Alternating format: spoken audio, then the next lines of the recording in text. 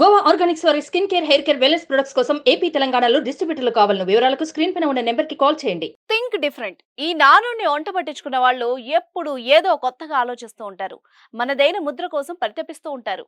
అంతా ఒకేలా చేసే పనులను కొందరు విచిత్రంగా చేసి చూపిస్తూ ఉంటారు. ఈ క్రమంలో ఇంకొందరు తమ తెలివితేటలకు పదును పెట్టి సమయాన్ని, డబ్బును ఆదా చేస్తూ అందరినీ ఆకర్షిస్తూ ఉంటారు. ఇప్పుడు మనం చూడబోయే ఓ యువకుడు కూడా తన మేధస్సుకు పదును పెట్టి అందరూ అదనంగా డబ్బు పెట్టి కొన్న వస్తువును ఇంట్లో ఉన్న వస్తువుతోనే మేనేజ్ చేశాడు. అంతేకాదు, ఆ వస్తువుకు కరెంటు కాలుతుంది కానీ మరోడు చేసిన పనికి మాత్రం కరెంటు సైతం ఆదా అవుతుంది. ఏంటి అంత ఇంట్రెస్టింగ్ టాస్క్? ఇప్పుడు చూద్దాం. ఇక్కడ కనిపిస్తున్న ఓ యువకుడు ఇస్త్రీ చేసే సమయంతో పాటు విద్యుత్ బిల్లును సేవ్ చేసేందుకు విచిత్రమైన ప్రయోగం చేశాడు. ఇతడి తెలివితేటల్ని చూసి నెటిజన్లు అవాక్కవుతున్నారు. సోషల్ మీడియాలో ఓ వీడియో తెగ వైరల్ అవుతోంది. దుస్తుల్ని విచిత్రంగా ఇస్త్రీ చేసిన వాళ్లను గతంలో చాలా మందిని చూసాం.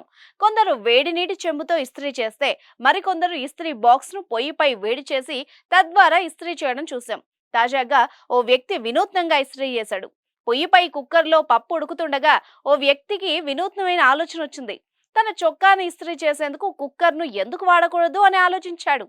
ఆ ఆలోచన వచ్చిందే తడవుగా వంటగదిలో ఓ దుప్పటి పరిచేసి దానిపై చొక్కా నుంచేశాడు. ఉడుకుతున్న కుక్కర్ను పట్టుకొని చొక్కాపై అటు ఇటు తిప్పుతూ ఇస్త్రీ చేసేశాడు. ఇలా దఫదఫాలుగా చొక్కాను నీట్ గా ఇస్త్రీ చేశాడు. తద్వారా సమయంతో పాటు కరెంటు బిల్లును సేవ్ చేశాడన్నమాట. ఈ వీడియో ప్రస్తుతం సోషల్ మీడియాలో తెగ వైరల్ అవుతోంది. దీనిపై నెటిజన్లు వివిధ రకాలుగా స్పందిస్తున్నారు.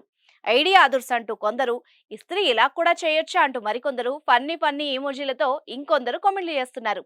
కరెంటు బిల్లు కాలిపోతోంది, నేను ఇస్త్రీ పెట్టిన విసిరి పడేస్తాను బాస్ అంటూ మరో నెటిజన్ కూడా కమెంట్ పెట్టాడు. మరి ఈజీ ఇస్త్రీ పెట్టెపై మీరేమంటారో కూడా కమెంట్ చేయండి. సుమన్ టీవీలో మీ పర్సనల్ అండ్ బిజినెస్ ప్రమోషన్స్ కోసం కింది నెంబర్కి కాంటాక్ట్ చేయండి.